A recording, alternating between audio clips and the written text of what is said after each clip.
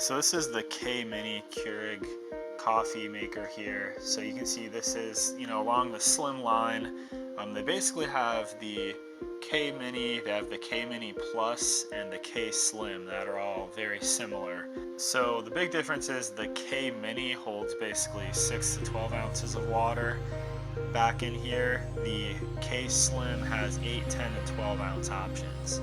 So then the big difference between this, which is the K-Mini, and the K-Mini Plus is the K-Mini Plus has a removable water reservoir on the back. It basically goes like the whole length of the back here. On this K-Mini, it's just built in here, and this is it. It's not removable.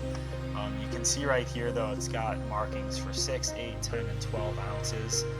So you just basically pull this up and you just fill that in there, single use each time. This is not removable then, but if you want a stronger blend, you can do less water.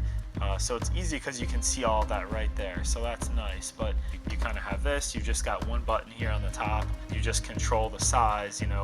Like other models have the actual 3 different buttons, which is kind of what the K-Slim has. It has 8, 10, 12 ounce options. Here you've got one button, but basically depending on how much water you fill it up with here, that's going to control kind of your brew and how strong it is. So yeah, so not bad. That's basically how you kind of use this one. You typically, like everything else, you just put your pot in here, close it up, it's going to puncture it. But that's basically how you use this K-Mini. So if you're looking at the options, this is the K-Mini.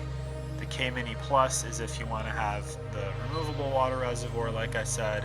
The K-Mini Plus also comes with like pod storage and stuff like that. And then that K-Slim is where you've got the 3 different buttons, and you can kind of do 8, 10, 12 ounce options. But you can see this K-Mini is nice and slim, so it can easily fit up on your countertop, and you can find a space for it.